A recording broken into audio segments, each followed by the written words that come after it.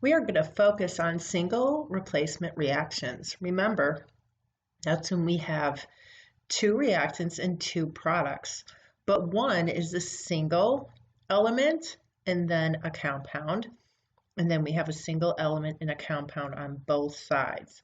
So what happens is our single guy here comes to the dance alone, and B and C come to the dance together, and A wants to cut in and get rid of B, so these guys switch places. So we have A dancing with C and B dancing alone. So how do we know that this reaction will actually occur? So you need to look at your activity chart, and this activity chart is from your reference sheet, so make sure you know where that is for your test. And this tells you which one's more reactive. So as we go up, we get more reactive. So we can think about our reaction like this.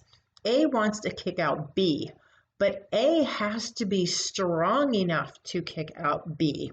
And how do I know who's stronger? Look at this chart. The guy on top wins. So if lithium wanted to kick out magnesium, lithium's on top, the top guy in the fight wins. So it could kick out magnesium and we would have a reaction. However, if zinc wanted to kick out magnesium, zinc is below magnesium, it would not win that fight, and so there would be no reaction. So let's look at our example one.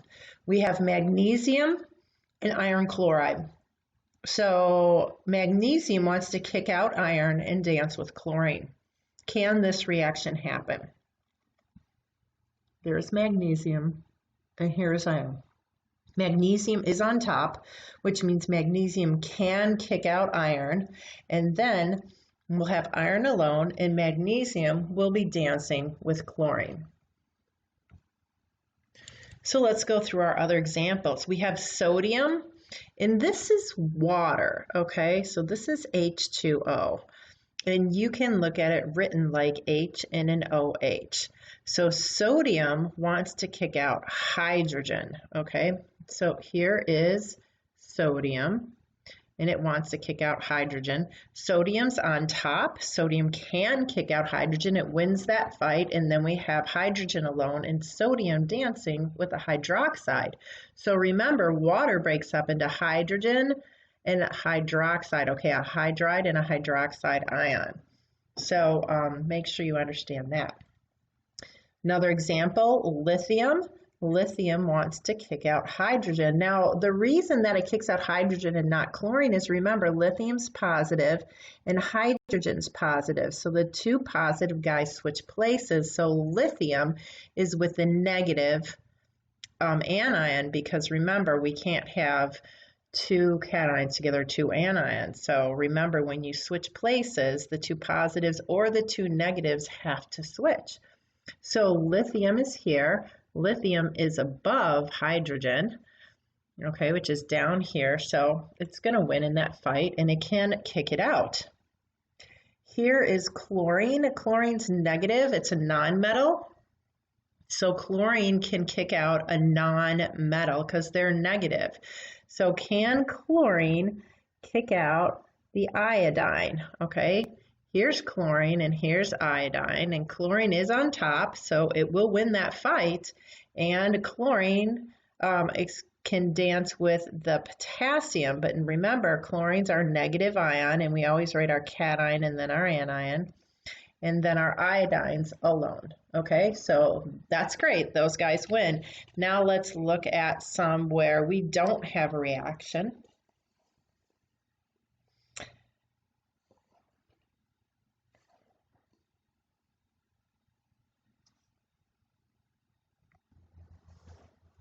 So examples of a no reaction would be chlorine and fluoride. So chlorines are negative and fluorides are negative. So we are going to switch these two. Can chlorine kick out fluorine?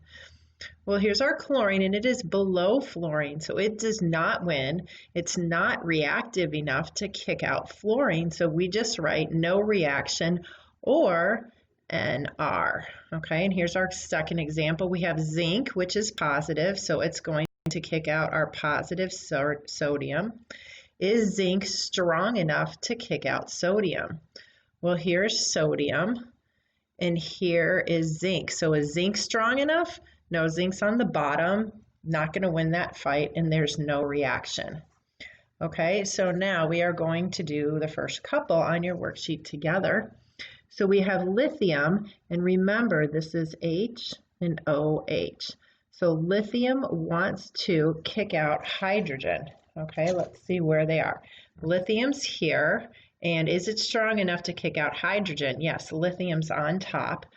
So now lithium gets to dance with hydroxide, and we have to double check that this is correct because whatever subscripts are here don't transfer. We have to crisscross applesauce. So it's +1, -1, and that will work correctly. And then hydrogen is alone, and when we write our reactions, if anything's alone, you have to check and see if they are a Brinkelhoff.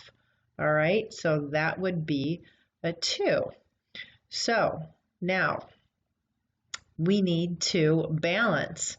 So we have 2 hydrogens here and a hydrogen there, that's 3. But remember, if we bracket this off and we look at this as an H and an OH, I can use those polyatomic ions in a grouping. So 2 H's, I need a 2 there. Okay, so that would be like a 2 there. So now I have 2 H's, but that gives me 2 OH's, so I need a 2 there, and then I need a 2 there, and now I'm balanced. Okay, so make sure you balance these guys.